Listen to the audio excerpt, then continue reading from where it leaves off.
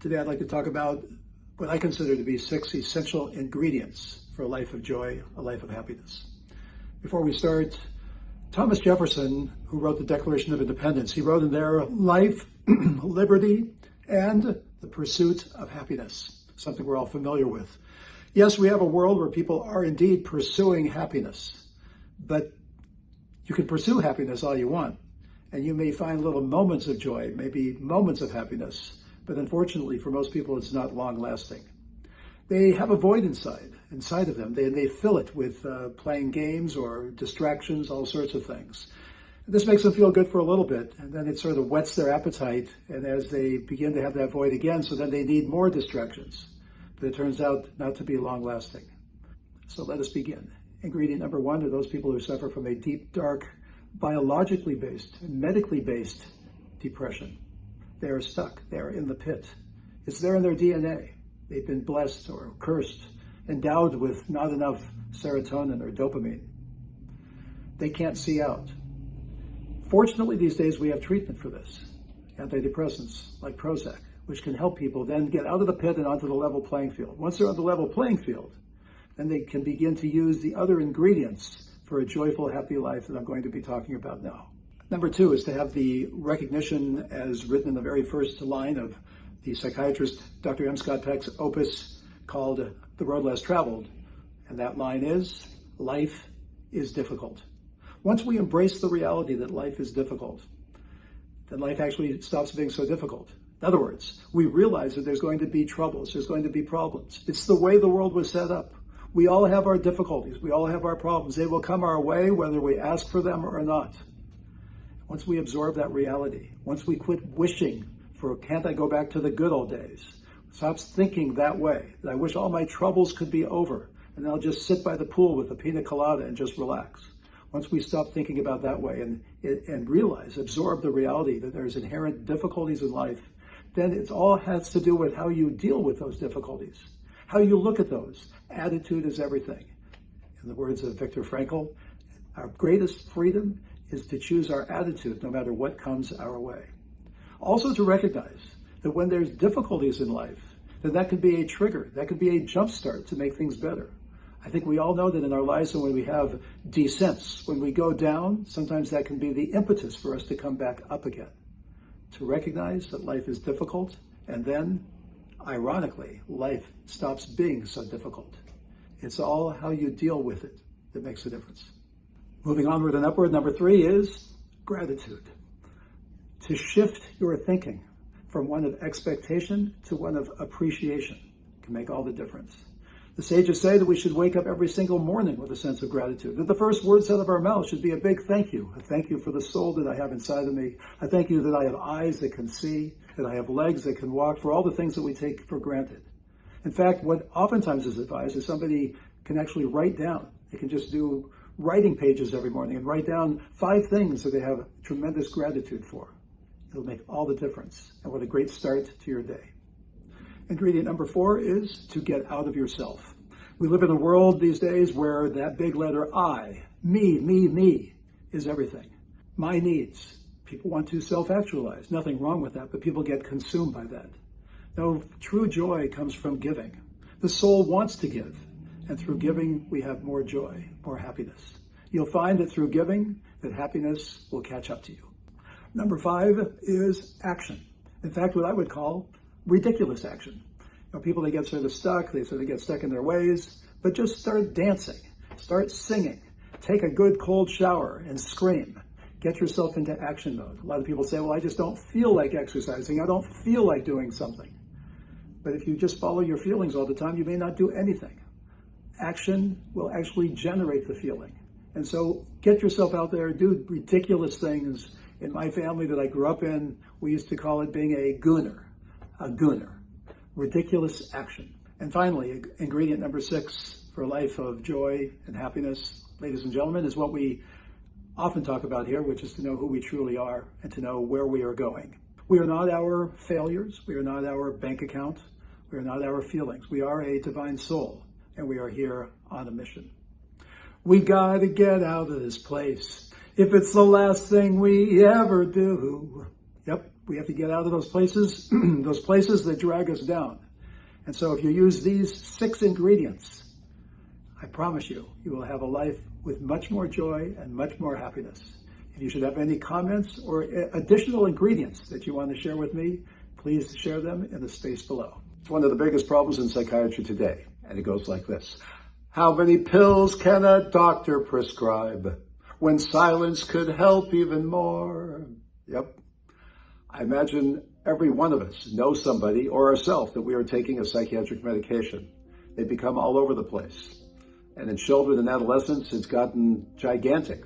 Taking medications for depression, for ADHD, it's become way too much, and it's actually doing some damage.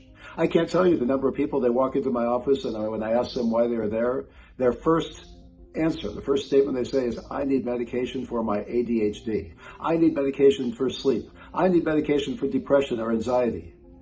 Immediately, the topic is, I need medication. That's the thinking that now is happening more and more. Now, don't get me wrong, because psychiatric medications certainly have the power to be life-changing and life-saving. People with paralyzing depression, people with dangerous manic episodes, anxiety to the point of panic, which is causing high blood pressure, children who simply cannot focus. But unfortunately, psychiatric medications are given too often, and oftentimes for the wrong reason. Our society has become medicalized. We are medicalizing normal human emotions. We all go through fear. We all go through sadness, boredom, times of anger, the difficulties, the journey of human emotions. And yet what has happened is we are medicalizing this. We are turning these basic human emotions and calling them mental illness. Why is this happening? Well, for one thing is to understand that about 80% of psychiatric medications are being prescribed by the PCP and not by a psychiatrist. Not that the psychiatrists always know exactly what they're doing either. But we live in a world where medicine is more and more being controlled by corporations, and therefore the doctors are told you have to see the patient in 10 or 15 minutes. So it becomes much more easy for a PCP simply to prescribe a medicine for anxiety or depression because they simply don't have the time to spend to talk about psychosocial factors. And for us psychiatrists, well, we have our problems too, because many of us are trained to look at things from the medical model. So we will jump to give medication when maybe more time should be spent looking on the deeper level, looking at the soul, looking at the emotions, looking at relationships. Unfortunately, many simply do not take the time, and many patients are demanding to be on medication because they don't want to take the time as well. Then there's the problem of what we call polypharmacy, meaning people taking too many medications. It starts off quite innocently. Somebody wants something for depression, so let's say they're given something like Zoloft. But sometimes with Zoloft, you can have problems. People can get more anxious, more agitated. So next thing you know, we add on some Klonopin. Then mood shifts start happening. So a mood stabilizing medication, maybe they start complaining, they're hearing sounds, strange feelings are happening, so they get an antipsychotic. I can't tell you how many people come to my office and they're on 5 or 6 psychiatric medications. Quite honestly, it's ridiculous. There's all the side effects, and before you know it, you're in the midst of a nightmare. Way too many. And yet people keep on asking for these things again and again because there's so much suffering. Yes, there's so much suffering, and people, they want quick relief. That's the mindset that has been created. People are not willing to do the hard work. They're not willing to take the long, difficult road, which in the end will be so much better for them. And then, of course, there's those pharmaceutical companies, which have convinced us that virtually everything is what we call a chemical imbalance. If we can give a label to it, and call it a chemical imbalance or something, then it allows us not to take as much responsibility for what's going on. And also, again, opens our eyes up to maybe there's a pill that I can swallow, and everything will just be nirvana once again. So what to do? Well, first of all, the problem is not the pills. No, the problem is the PCP, the psychiatrists, the patient demanding pills, the pharmaceutical companies. That's where the problem lies. What do we need to do? First, we need to have a sense of balance and know to use medications judiciously and for the right reason. But even more important than that is that we need to empower ourselves. Not simply throw a pill down our throat, no, but there's ways to empower ourselves. Exercise. Exercise is crucial, and we know that people who exercise many, many days a week makes a huge difference for depression, anxiety, mood swings, all of those. But I don't feel like exercising. You cannot lead with your feelings. You need to get yourself into action mode. good nutrition, good sleep, being part of a community, extending yourself out to others. Many people, they live in their own little cocoon, are afraid. But again, to get yourself into action and to go beyond what you may be feeling. Action then will generate the feelings. And finally, and what I always emphasize is most important, is to know really who we are, to be connected to our soul, connected in a spiritual way, because that's the essence of who we are. We are not our trauma. We are not our depression. We are not our mood swings. We are, at essence, we are a soul. We are spiritual beings. So to be connected to that, not just one day a week, but every single day, to connect that can do wonders for our mental health. So how many pills can a doctor prescribe when action can help even more? The answer, my friend, is to stop swallowing again. The answer is stop swallowing again. It was one of my worst moments as a psychiatrist. Or was it? He hit the shrink and the shrink lost. He hit the shrink and the shrink lost.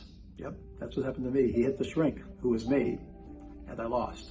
You know, most psychiatrists, they don't want to work in a psychiatric hospital, precisely because it can get quite violent. They prefer the quiet of research or sitting in their office.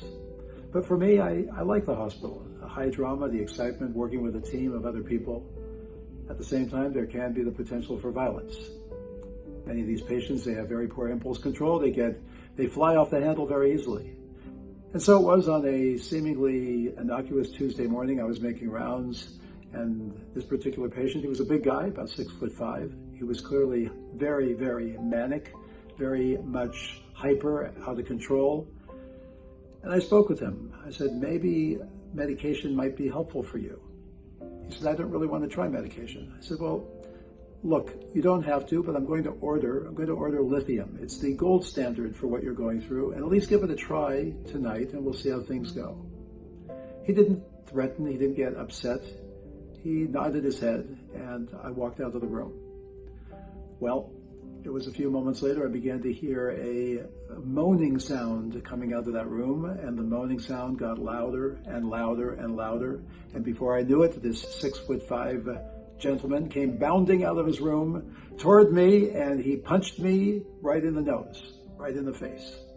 Before I knew it, there was a bloody mess going on there, blood all over the place.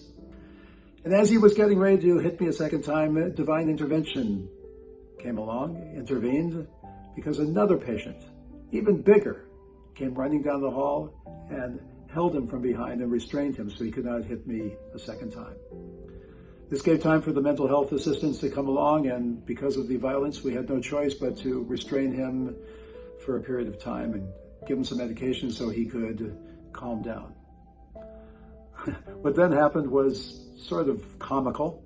You have to understand, in the psychiatric hospital, there's patients there who they sometimes regard the psychiatrist, who was me, as almost somewhat of a father figure. Many of them had no father of their own. Many of them are suffering from significant mental illness. They may be have intellectual disabilities. And so, since everybody wants a sense of connection, they look to me almost like a father figure. But then imagine the scene. I got everybody together because of what had happened, and many people were crying and were very upset. And I sat in front of them with a towel on my nose, with blood coming out, and I assured them that everything was perfectly okay, everything was under control, that there's nothing to worry about. What was amazing to me was later that day, and in the next couple of days to follow, these patients, they were amazing. They came up to me, they cared, they asked me how I was doing. Here they were with their own sufferings that they had, and yet they were able to step out of themselves and show care and concern for me. It was absolutely beautiful. Opened my eyes to the potential that we humans have to be able to step outside of ourselves and to reach out to others. And as for the patient who came to my rescue, who saved the day and grabbed the violent patient from behind, I thanked him profusely for coming to my rescue. And true to form, he said to me, really, it was nothing.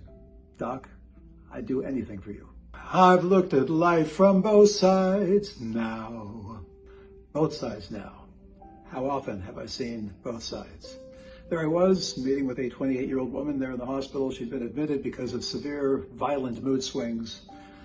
I met with her, I listened to her, I evaluated her, and at the end of the evaluation, she turns to me and said, Dr. Gooderson, you are the greatest psychiatrist I've ever met.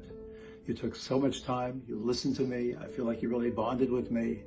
You are absolutely amazing. I can't imagine a psychiatrist who would be better than you. So the next day I see her, it's quite clear to me she has a significant psychiatric history. She's had all sorts of problems for many, many years. She usually doesn't wind up taking her medications, which might be helpful. I say to her, why don't we try a medication? We'll do a low dosage, and maybe that can help with your mood swings so they aren't so dramatic. At which point she paused, and then she blurted out, Dr. Gooderson, I can't believe you're saying this to me. I can't believe this. You're terrible. You're just like all the other psychiatrists. Medications, medications, medications. Get out of my room. This, ladies and gentlemen, is the defense mechanism called splitting. I've seen it many times. She comes to my office. She's 22 years old. She says, I have met the man of my dreams. He's perfect for me, Dr. Gooderson. This is great. We went out a couple times and I know this is the guy. The next week she comes to my office. She says, I can't believe the way he spoke to me. He said something to me and it was so unkind. You know what? He's manipulative. I don't want him anymore. And then there's the 25-year-old fellow who is in graduate school. He comes to my office and he says, I got an A+ on my exam. I'm a genius. I'm so smart. I feel so invigorated. And then a couple weeks later, he comes back, and lo and behold, he didn't do so well in the next exam. And now he's saying, I'm a failure. There's no future for me. All or nothing thinking. Black and white thinking. Either all good or all bad. So what's going on here? Why does this happen to people? Well, I think what's going on is people have a hard time seeing what they perceive as contradictions, because we human beings, we're not perfect. We all have our imperfections. And healthy relationships are when we can see, when we connect with the goodness in somebody. And even when there's moments where they are not so good, when they may be a bit imperfect, nonetheless, we're able to get past that and be able to still embrace all of them. They're good and they're not so good. That's a mature person. That's a healthy person. But for other people, more primitive, so to speak, they still see the world in all good or all bad. As a result, these people have a tremendously difficult time navigating life in the workplace and in relationships. Probably the diagnosis most connected to this kind of thinking is what we call borderline personality disorder. So how should we look at things? I think first we need to know that life is paradox, that we can have two different things that can coexist. In fact, we human beings, we have these two different parts to us. We have one part which yearns for that which is transcendent, connected to the divine, wanting kindness and truth and goodness. And then we have the other side, the more physical side, the more ego-driven and self-oriented side. It's a battle. We have a battle surging inside of us all the time. But in fact, it's a beautiful battle. It's the way life is supposed to be. To illustrate further, I once read a story about a young man. He would pray every morning. And when he would pray, he would feel a strong sense of transcendence. But sometimes he would fall, he would fail, and he would wind up having not positive thoughts, ugly thoughts come into his head right in the middle of his prayer. So he turned to his sage and he said, I'm a terrible person. Look at me. Look what happens to me. The sage wisely said, let's go into this dark room and we're going to take a white candle and a black candle. The white candle is going to shine very kind, beautiful light. And the black candle, what's going to happen? It's going to shine even more powerful and stronger, warmer light. And these two lights, they can flicker together and they can together bring even more light into the world. The young man, I think he got the message that, yeah, we do have our failings from time to time. But from those failings, powerful things can happen. And we can rise to the occasion. We can better ourselves. And then we can even bring more light into the world. My friends, the world is not perfect. We're not perfect. We're not supposed to be perfect. In the words of the great theologian and baseball player Yogi Berra, he said, if the world was perfect, it wouldn't be. Fantastic. Speaking of baseball, is a great story about perfection and imperfection. Because back in 2010, the Detroit Tigers pitcher, Armando Galarraga, he was pitching what looked like was going to be a perfect game. He had retired 26 batters in a row, and he was down to the very last batter. Well, that batter hit a ground ball, and the ball was thrown to first, beating the runner by a fraction of a second. 27 outs. A perfect game. But the umpire blew it. The umpire said he was safe. And the game, which we thought was perfect, became imperfect. Or was it? Because what subsequently happened was absolutely incredible. The pitcher, Galarraga, he kept his composure. He kept his cool, and then he took care of the next batter, and the game was over. The umpire, after the game, he went to the dugout, and he looked at the videotape, and he realized, yes, I made a mistake. And so he did what umpires hardly would ever do. He went to the pitcher, and he apologized. He said he was sorry. Galarraga reported afterwards, in a certain way, I felt more sorry for the umpire than I felt for myself. Perfect game became imperfect, but then that imperfection, what brought out was incredible moral response, moral courage from both the pitcher and from the umpire. And that, my friends, that's what life is all about. We live in imperfection, and how we deal with, how we respond to the inevitable, constant imperfections of ourselves and others is what makes all the difference. If we can rise to the point where we can be more in touch with our essence, our soul, our goodness, well, that's fantastic, but that's very difficult to achieve all the time. And if we can rise to the point and see that in others, see that they have a soul, they have a connection, they have goodness and truth inside of them at their very deepest level, that would be a wonderful thing as well. One caveat, of course, there's those people who suffered the worst of the worst abuse, sexual, physical, neglect, and certainly in those cases, we can't simply say, oh yeah, look at the goodness in your perpetrator. In those cases, toxicity needs to be extricated. But for most of the world, most of the time, we live in a world where there is good and there is bad, there is good and there's not so good. There's imperfection. And when we grasp that, when we absorb that, then our life takes on a whole different viewpoint. Both sides now. I look at life from both sides now, from up and down, and still somehow, it's life's illusions I recall. I really don't know life at all. We need more narcissism. Now, wait a second. A few weeks ago, if you remember, I talked about narcissism, narcissistic personality disorder. It affects 3 to 4% of the world's population, which, when you think about it, is quite a whopping number. A narcissist is all about themselves. They have a grandiose sense of themselves. They feel they need endless admiration. They feel that they deserve special treatment. Because of this, because they're so selfish and just into themselves, they do not have the capacity for empathy or for caring about others. Classically, people with narcissism, as a result, have a series of very unhealthy relationships. They rarely show up in a psychiatrist's office because, of course, there's nothing wrong with me. And then, probably most powerfully, when all is said and done, they blame you for all of their problems. So why do I say we need more narcissism? Because in actual fact, there's a healthy type of narcissism. What do I mean? Healthy narcissism is the foundation of a well-developed self. Without some narcissism, we cannot really love properly. We can't achieve authentically. We cannot even survive emotionally. With healthy narcissism, we see ourselves as valuable and competent, and that's so important. As a result, we don't have this need to dominate or to diminish others, and we can survive criticism and failure. I think a great way to look at it is think of a child who turns to their parents, a little child, and says, Mom and Dad, watch me, look at this. And of course, we parents, we celebrate, total adulation. It's that core that we need early in our lives, that yes that we need to be celebrated. I can see clearly now, the rain is gone. I can see all obstacles in my way. When I think of healthy narcissism, I think of it in terms of 6 particular categories. Number 1 is to have self-respect. You know, we human beings, we aren't perfect, we're imperfect, we're supposed to be that way. But at the same time, we can't let other people just sort of walk all over us. We cannot be a doormat. We all are worthy of being treated well.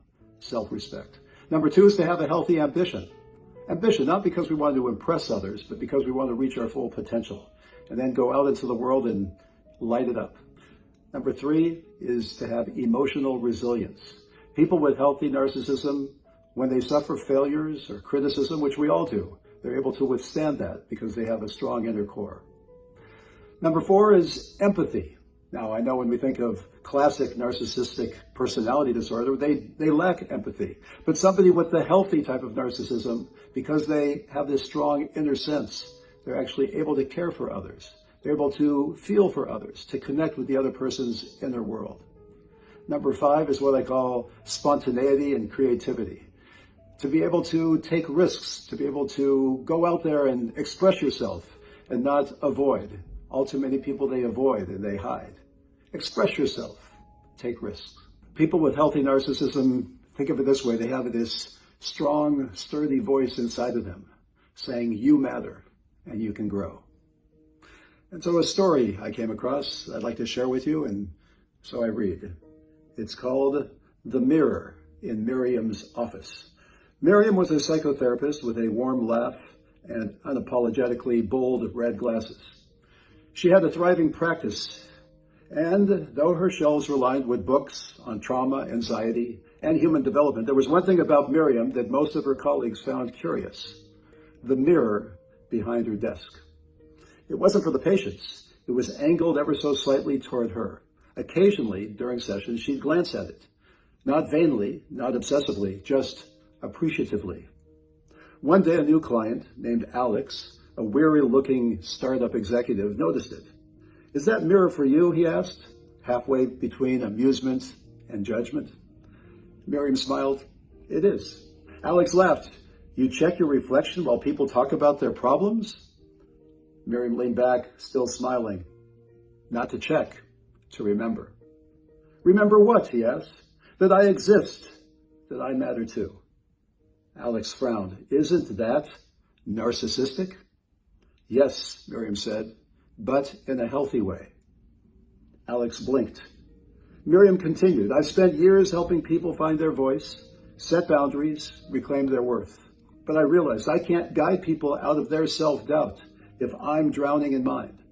I need to love the person in that mirror, not as a god or a goddess, just as a human being worthy of care. Over time, Alex noticed how grounded she was, how she never took over the conversation, but never let herself disappear either. She didn't need to be adored, but she wouldn't tolerate being disrespected. She celebrated her successes with a quiet pride and admitted her mistakes with grace. One day, Alex caught himself glancing into the mirror behind her. He smiled. Miriam noticed. It's okay, she said. It's a good mirror. And in that moment, Alex saw something new. Not just his reflection, but the possibility that he too could matter without apology. Healthy narcissism, he realized, wasn't being full of oneself.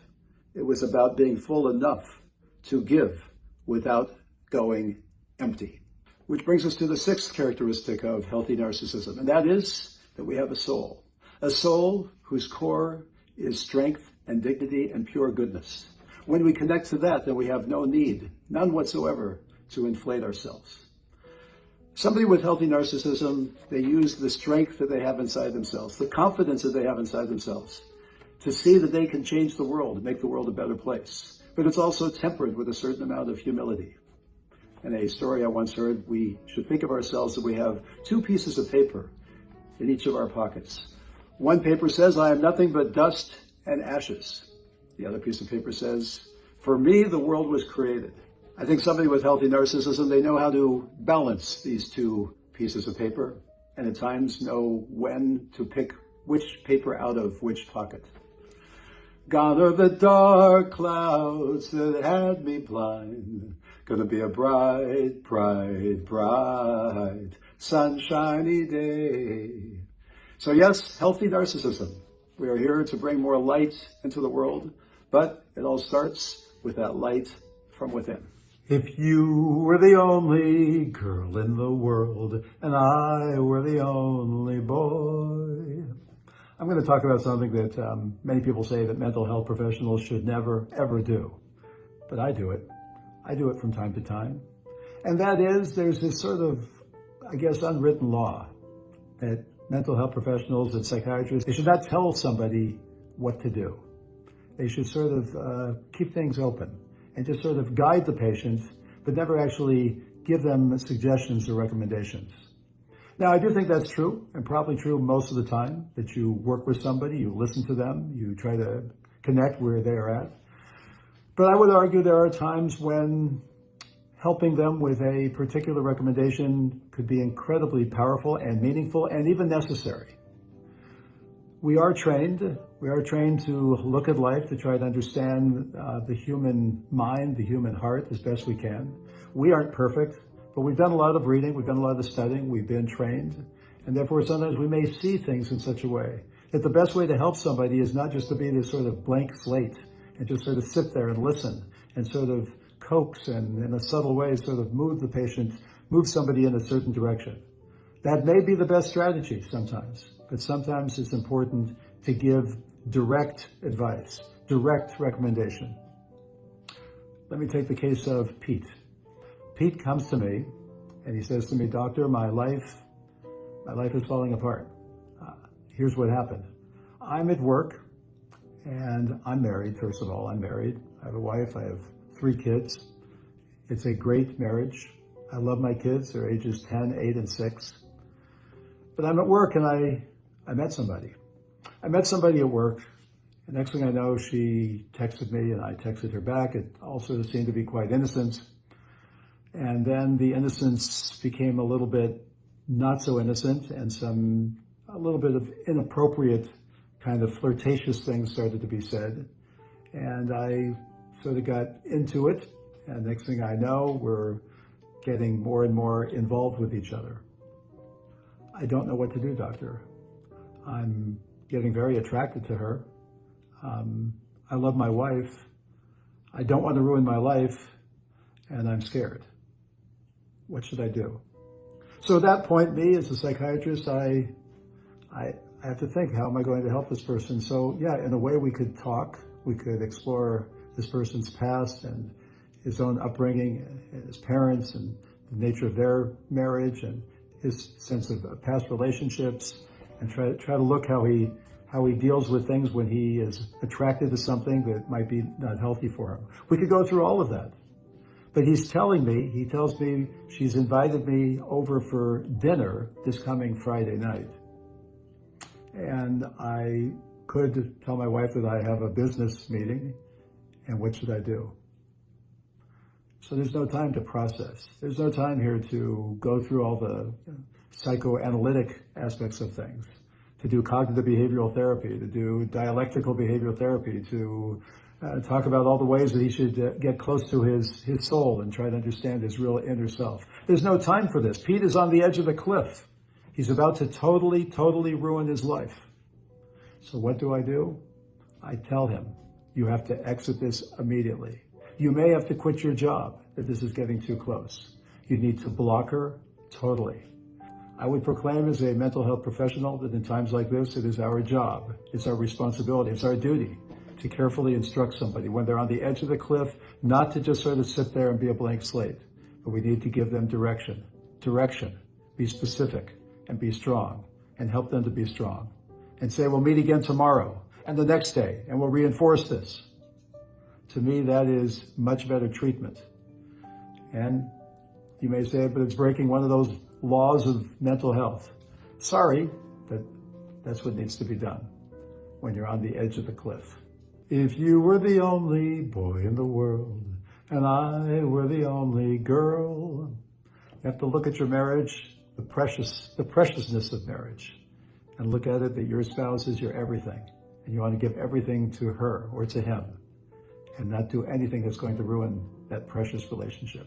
She was 42 years old, and she was always late for every appointment. Every time there was an excuse, the traffic, I forgot, I lost track of time. Most recently, after she had promised vociferously that she was going to be at her appointment on time, she literally did not show up. They called her 10 minutes later, and she apologized and apologized. She said, I met a really new person, a good friend, and we went out for coffee, and Dr. Gundersen, I can't believe it. I knew I had to be there on time, but I just couldn't. It went out of my mind, and I just totally forget. This is a prime example of what we call ADHD. And I must say that Virtually, I'd say 50% of my new patients who arrive in my office, they are there because of ADHD. A tremendous amount of inattentiveness, attention deficit. They know they have to be somewhere. They know they have to be responsible, but they just can't get it together. There's something going wrong, something interferes. Whatever we who are punctual, whatever we think about, we're always attentive to time, goes totally out of the brain of people with ADHD. So to try to do something about this, I like to turn to what I call the Eisenhower Matrix, created by President Dwight Eisenhower and then also used by Stephen Covey in his famous book, The 7 Habits of Highly Effective People. This matrix divides time into 2 sections. One is those things which are urgent, those things which need immediate attention, pressing things, and those things which are important, sort of long-term values and goals. So these categories, urgent and important, according to the matrix, they are divided up into 4 quadrants. Quadrant number 1, those things which are urgent and they are important. We call it the firefighting zone. In other words, do it now. You have, for example, somebody with chest pain, need to rush them to the hospital. Somebody with tax forms and it's the final day, you have a deadline, so you need to take care of it right away. Let's say the server on your computer crashed and it affects the entire business, urgent. A child gets hurt and requires first aid right away. Again, these things are urgent and they're important. Firefighting zone, do it now. Quadrant number 2 are those things which are important, but not urgent. These are building certain values and growth, scheduling times to do basic things that are so important for everyday life and for long-term success. It's actually where the wisest of people really live. For example, exercise, taking time for spirituality, working on building relationships, perhaps learning new skills, taking that important time for reflection. All these things which develop a person and help them in the long run. Important, but not necessarily urgent. And when the urgencies do come up in this category, you're able to deal with them right away because you build a foundation of working on your own growth and being connected to your values. Quadrant number 3, unfortunately, that's where many people with ADHD, they wind up living. That's when things feel urgent, but they really aren't that important. You get involved in these sort of minor things which really don't achieve anything for long-term goals. For example, we can get inundated with all sorts of emails and phone calls, which really may not be all that important. Get involved in minor things. Our coworkers may have all sorts of questions about things which really don't need to be taken care of right away. Maybe there's a meeting that you really don't have to attend. Category, you feel urgent. It's inside of you, but it really is not all that important. You need to learn to delegate and also to set some firm boundaries. Then there's quadrant number 4, which of course is things that are not urgent and not important. Sadly, people with ADHD, they spend time in this quadrant as well, as do many people without ADHD, wasting time. Of course, we do need those times for relaxation and reflection and rest. That's to give us the energy so that we can use our time wisely. Unfortunately, people spend way too much time in this world of not urgent, not important. Endlessly scrolling many hours per day, binge watching things which are really not that important, spending time gossiping or rearranging their files again and again when they could be doing more meaningful work. Yep, we need to eliminate it or we need to reduce it drastically. So of course, all this reminds me of a song. I'm sitting on the dock of the bay, wasting time. Time, because of course time is our key, our main priority in life. Ask somebody as they get older and older. People with ADHD and even people without ADHD, they wind up losing a sense of priority. And especially those with ADHD, they wind up becoming blind to time, getting distracted, losing focus.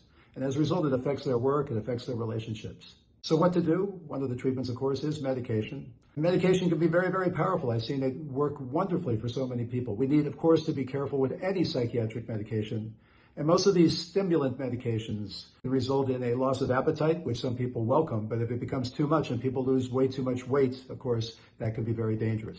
So you need to speak with your psychiatrist and get good treatment. And all is said and done, and you'll see a diagram here, you really want to be in the second quadrant, the quadrant of those things which are important but not urgent. That's where you grow. That's where you build your values. That's where you be in sync with who you really are. Life becomes a series of urgencies, running and putting out fires here and there. Well, yeah, you're taking care of those in the immediate, but you never really build a sense of foundation for your life. Quadrant 2 is where you want to be. How do you help somebody get into quadrant number 2? So there's a few strategies that I've read about. One is to color code. Yes, color code these 4 quadrants. Quadrant number 1, you can make it where it's urgent and important. Make it red, putting out a fire. Quadrant number 2, the one you want to be in, important but not urgent, that you color green. Things that you need to do, take action in, the green light. Number 3, where it's urgent but not important, make that yellow. You need to hesitate, you need to delegate. And number 4, where it's neither urgent nor important, make it gray, that you really don't want to be so engaged in this. Reduce your time there considerably. Another strategy is to take those activities in quadrant number 2 and put them into your calendar, and then have an alarm go off so that you can spend short periods of time involved in number 2 and make sure that you don't ignore that. A constant reminder. Not long periods of time, but short periods of time. Otherwise, you may get discouraged.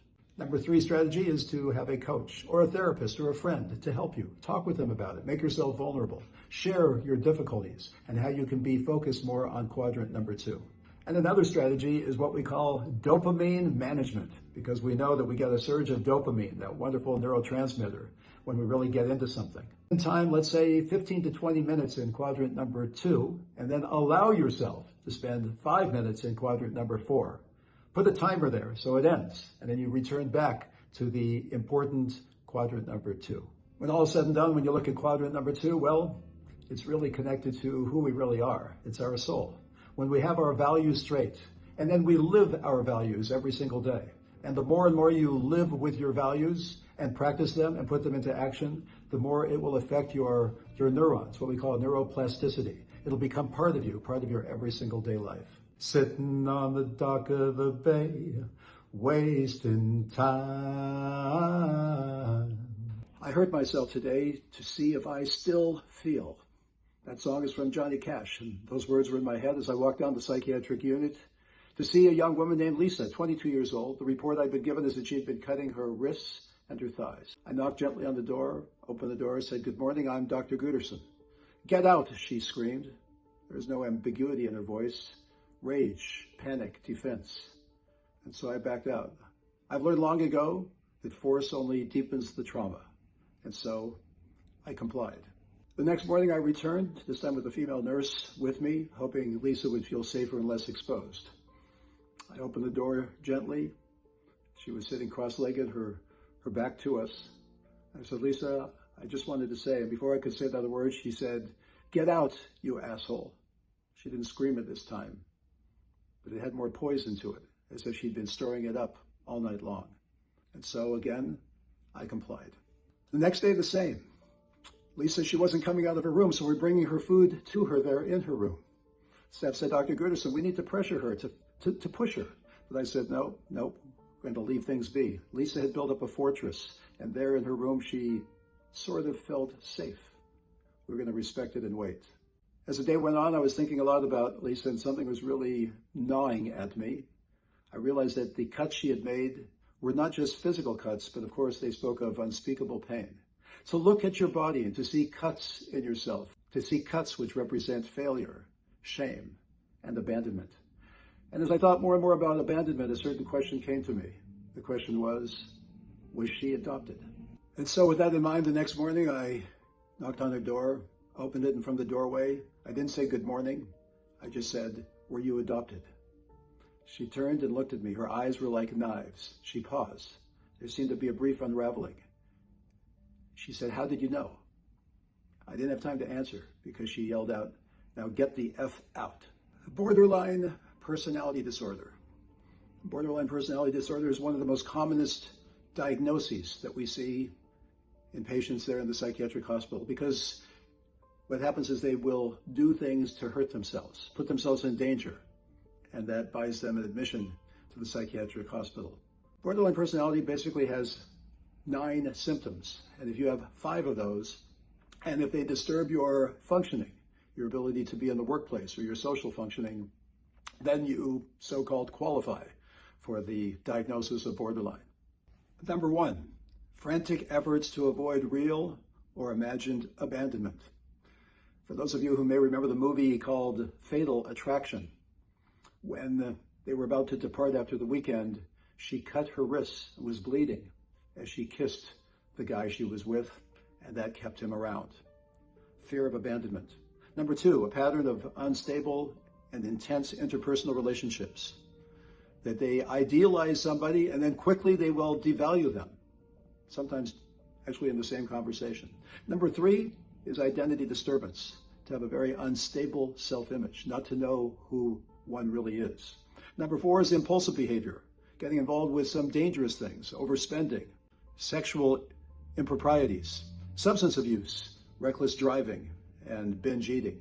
Recurrent suicidal thoughts, making threats, and self-harm, self-mutilation.